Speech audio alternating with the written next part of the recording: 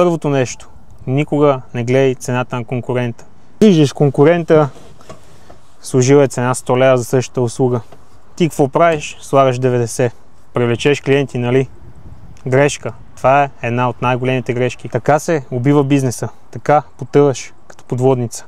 Забравяш най-ценното, времето ти, горивото ти, разходът ти за реклама, цена за придобиване на клиент и какво ли не още. Защо?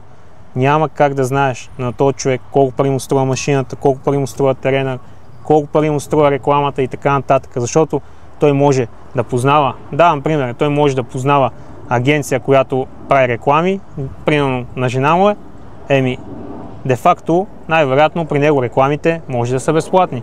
Ти няма как да слагаш цена като неговата, защото ти най-вероятно ще платиш 100, 200, 300, 500 000 лева за реклама. И по тази логика, защо трябва да гледаме цените на конкурентите и да слагаме като техните, или пък в най-честия случай чакаш и сложа по-ниска цена, за да му дръпна клиентите. Стига, това е несериозно. Аз не свалям цената, а давам повече. Затова децата тук карат безопасно. А вие какво бихте избрали? Ниска цена или стойност? Много ми е интересно. Напишете го в коментарите. Яко е!